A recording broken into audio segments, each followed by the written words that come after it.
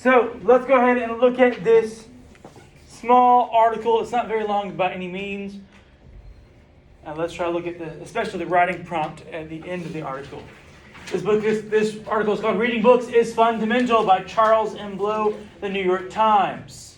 This essay, written by Charles Blow, published in The New York Times, catalogs the author's love of books and reading amid disturbing research that illustrates a decline of reading. So the first thing you're going to notice here that this is an opinion-based article. This is just him and his opinions. He pulls a couple of other people's ideas in there as well. And that's specifically what we are looking at. So since we have something really targeted we're going to be looking at for our writing prompt, go ahead and flip it over to the back. Let's look at that writing prompt briefly.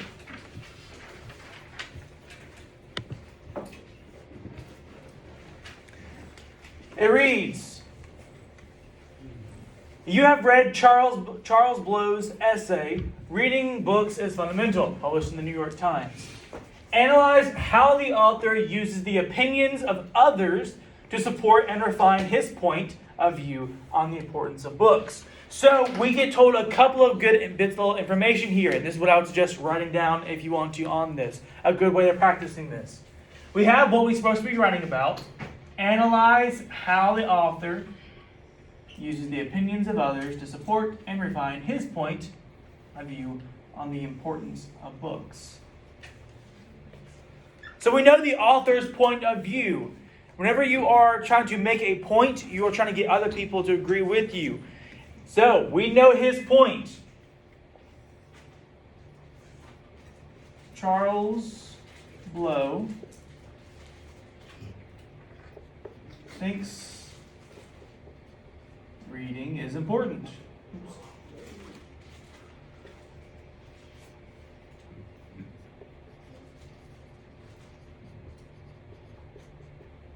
We know that for sure, that Charles Blow thinks reading is important. What we have to talk about is how did he use the opinions of others to support his point that reading is important. That's what we're looking at.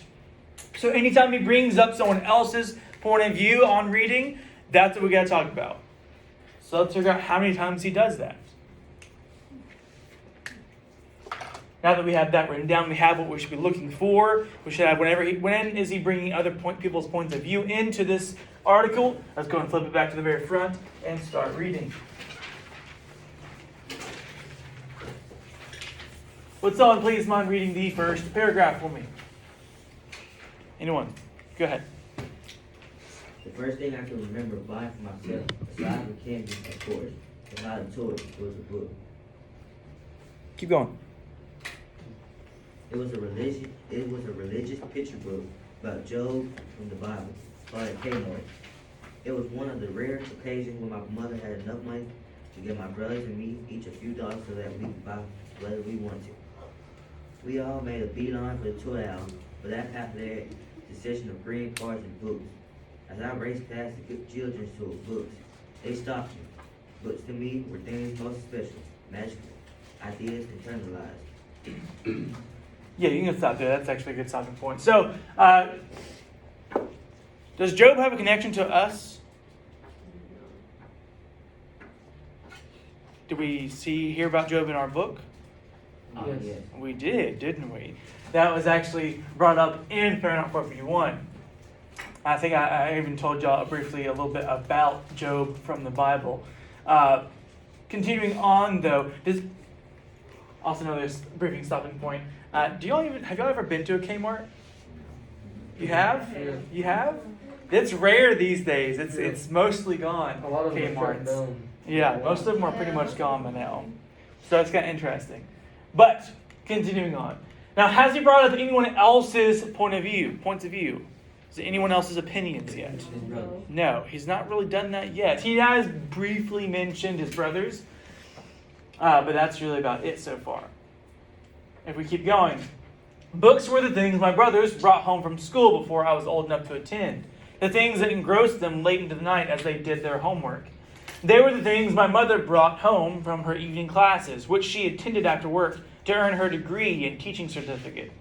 Books to me were powerful and transformational. So we have here this one brief little blurb about how other people, about his And they put family.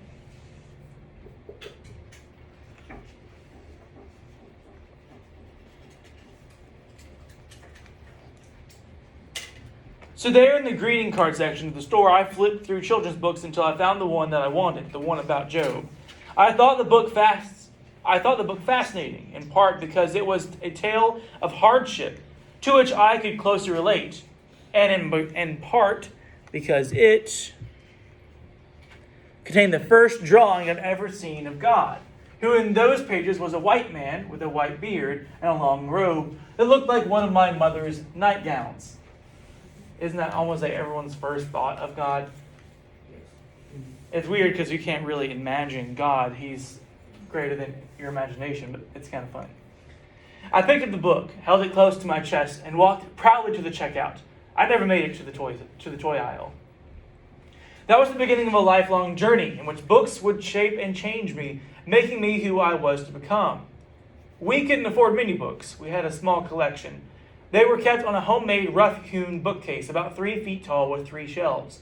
One shelf held the encyclopedia, a gift from our uncle, books that provided my brothers and me a chance to see the world without leaving home. The other shelves held a hodgepodge of books, most of which were giveaways my mother picked when school librarians thinned their collections at the end of the year. I read what we had and cherished the days that our class at school was allowed to go to the library, a space I approached the way most people approach religious buildings, and the days when the bookmobile came to our school from the regional library. It was no exaggeration to say that those books saved me from a life of poverty, stress, depression, and isolation. James Baldwin, one of the authors who most spoke to my spirit, once put it this way. So we have someone else speaking for him here, but James Baldwin. James Baldwin, this is what he says here. You think your pain and your heartbreak are unprecedented in the history of the world. But then you read. It was books that taught me that the things that tormented me the most were the very things that connected me with all the people who were alive, who had ever been alive. This is the imitable power of literature to give context. And moving on to the next page. See, it's really not a very difficult reading. It flies by pretty quickly.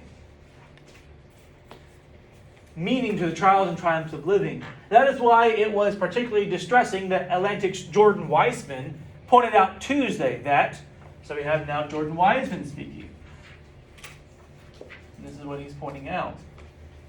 The Pew Research Center reported last week that nearly a quarter of American adults had not read a single book in the past year. As in, they hadn't cracked a paperback, fired up a Kindle, or even hit play on an audiobook while in the car. The number of non-book readers has nearly tripled since 1978. The details of the Pew report are quite interesting and somewhat counterintuitive, as in they kind of go back on itself.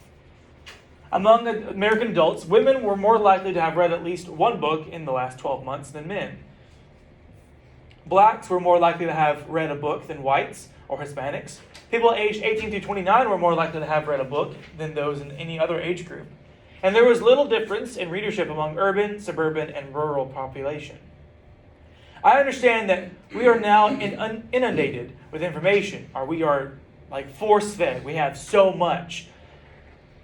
And people's reading habits have become fragmented to some degree by the bite-sized nuggets of text messages and social media. And that takes up much of the time that could otherwise be devoted to long-form reading. I get it. And I don't take a troglodyte view of social media. I participate and enjoy it. Troglodyte is like a caveman. He doesn't think that we should go back to being cavemen by any means. But he's saying that I do enjoy it. I just think that we probably overuse it a little bit. But reading text is not the same as reading a text.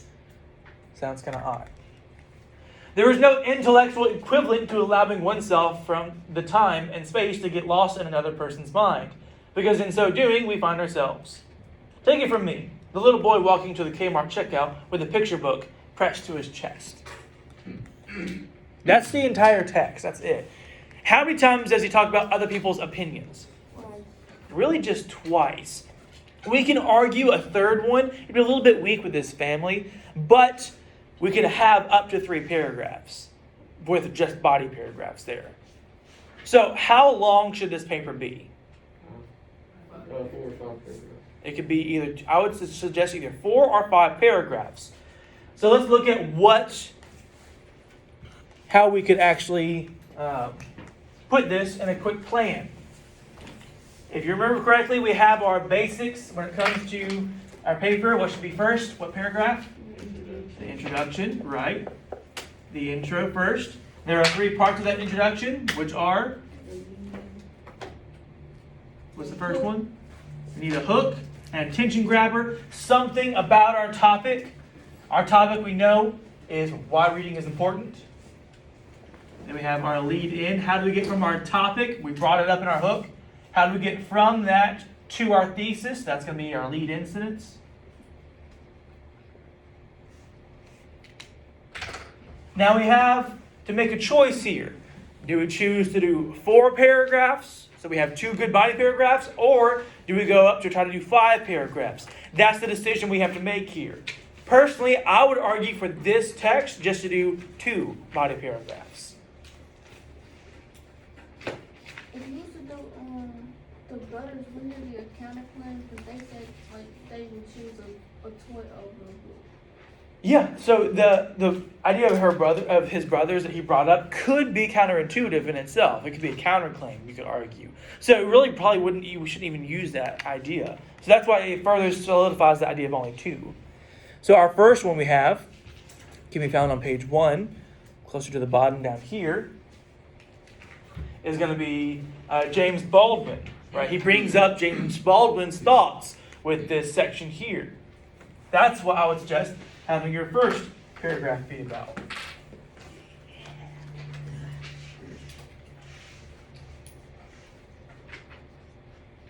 Your second body paragraph, I would suggest, if you want to, you can do the brothers and family route. It's a little weak, but you could if you want to make that.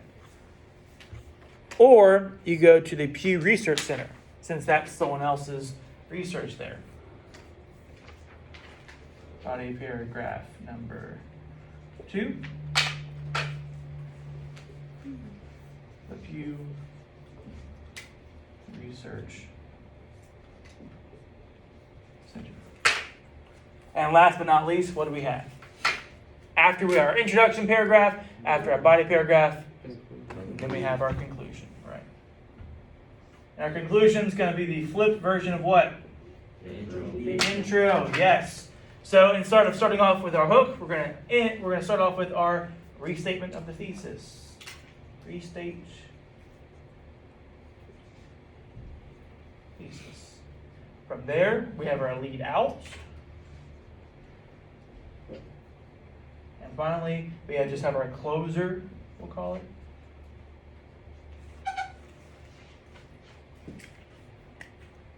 And there we have planned out our essay. That's it. That's all you need to plan it out. Took 5 minutes. That's it. For you, if you can get better and better at this, which I will give you the opportunity to get better and better at this as we continue to practice on and on, especially after we get back from Thanksgiving break. We're going to be hitting writing pretty hard. We're going to get really used to making these types of styles. Now, it can get... the reason why I'm doing this, why we're going to be hitting this idea over and over and over again, is because I want you to get so good at this so that eventually it becomes second nature. And once it gets to that point, you can start changing things around. You can add things and take some things away, flip some areas around a little bit to make it a little bit better for you. I want this to be a good baseline that you can grow from. This should already have been a baseline for you, but it really hasn't. That's why I want to make sure that you have this solid base. So from here on out, you can kind of change things as much as you want once you get used to this. But it takes some time to do that. So we have our introduction laid out here. We need to go ahead and make sure that we would have to create, of course, our thesis statements and whatnot. We'll do that tomorrow. Then we'll attach it to our first body paragraph, which we know is going to be about the James Baldwin opinion that we saw earlier on the first page. Our second body paragraph will be the Pew Research Center one, here on the very last page. And they'll work on the conclusion if we have time. We'll try to do that, hopefully on Thursday. But I know a lot of you, again, show of hands, how many of you are going to be taking the test on Thursday? the biology test, I believe it is. That's a- Or is it history on Thursday? Because I know it's, all right, so raise your hand if you're in U.S. history. You aren't? Okay, then I might have more of my students than I thought. How many are in biology class? A lot more, okay. We'll probably only have like 3 or 4 people here on Friday. Friday, we still do have our test on a book, but because I know most of you are going to be gone and testing fatigue is a real thing, I'm going to have that test online open all the way through next week as well. It's going to be open all the way till Monday we come back, just so you have plenty of time to get to start it over the entire break. Yeah, it's going to be open over the entire break. So you just have to take 30 minutes to take that test, or an hour at most. Test will be over the book that we've been reading. Yes, the test will be on Fahrenheit 451 So when we can read Thursday. Yep. All right, ladies and gents. Thank you for listening into as we broke it down briefly like this, figuring out a plan for this prompt. You don't have to continue writing it or anything like that. We'll work together to write this as this week progresses. Tomorrow we'll be looking at the introduction and the first body paragraph. All right? That being said, that's it for today. I actually finished a little bit early, so you have a little bit of a break.